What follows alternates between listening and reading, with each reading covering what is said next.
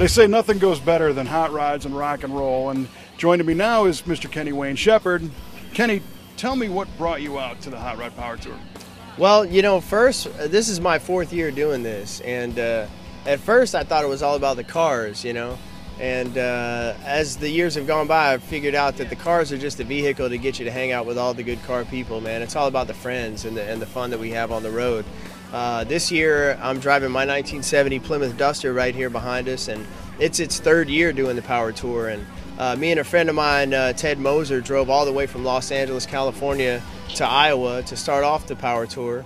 And then I had a concert I had to play last night, so I flew up to Salt Lake City, did a concert, and then flew into here this afternoon, and I'm going to finish out the rest of the tour. And then we're going to drive back to California from Mobile, Alabama. So, yeah, you really have the sickness. Yeah, absolutely, man. I was born with it, and as I get older, it just gets a bigger hold of me, you know. Now, in my previous life, I used to produce Hot Rod TV. I've done 10 of these, and I know how grueling these trips can be. You actually jumped off, did a concert, and came back, and you're still standing now? Yeah, man.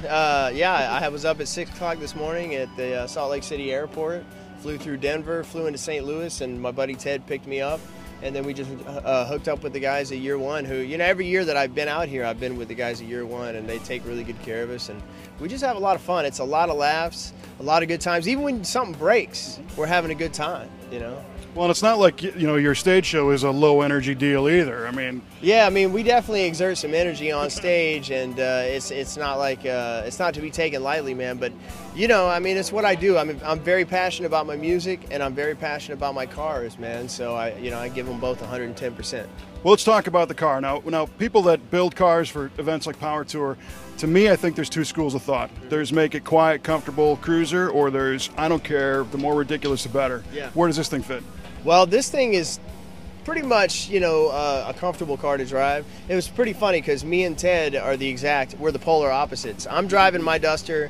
I've got, you know, 6-piston brakes, power steering, power disc brakes. I got AC, although I haven't used it yet on this tour. I got the stereo, you know, I got overdrive transmission. I got the low profile tires. Ted, on the other hand, is driving a 1963 Dodge 330. He's got no radio, no AC. He's got manual brakes. He's got manual steering, you know, it's a 4-speed. And so it's like we're the 2 polar opposites rolling down the road together. And, you know, but I like to be comfortable. I'm sorry, man. Some guys might think that's a little wimpy, but, you know, I'm happy when I can hit that button and turn the air conditioning on when we're in the middle of Nevada and it's 101 degrees outside. Well, yeah, I mean, there's definitely something to be said, especially because the parts work so well now, and you can have a good air conditioning system on a car that still makes power, you know, and it's lightweight. I think, you know, I always admire the guys in the open roadsters, you know, with nothing, you know, and the wind screaming and everything else. Yeah. So how does this thing run? What kind of power are we talking about? Well, it's got the Mopar Performance stroked 406. It's a bored out 360 block, and I think at the flywheel it's 475 horsepower. So, you know, I figure it's probably putting 425 to maybe 30 at the wheels. What trans? Oh, it's a custom bowler transmission. So they took a GM 4L60E overdrive. They put a Mopar bell housing on it, and then they took the rear end of a 727 Mopar transmission, and they mated it to the end of it so it would all work.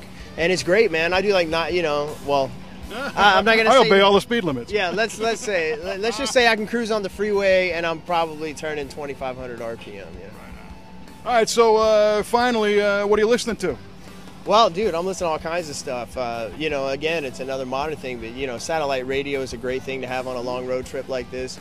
But I burned a bunch of CDs to listen to in my car, man, and you know, a bunch of Jimi Hendrix and B.B. King and stuff like that, you know, old faithful for me. And I'm also working on 2 new records, and I was listening to a lot of the rough mixes of our new material, trying to make notes, you know, in case I need to go back and redo anything. So it's quiet enough to where you can critique stuff while you're going? Absolutely, man. Yeah, it's well, it's not that it's quiet enough; it's that the stereo is loud enough. Because Kicker Audio hooked me up. You ought to check that stereo out, man. It's awesome. Very cool. Well, thanks for taking the time, buddy. Cool car. Thank you, man. Nice talking with you. Yep.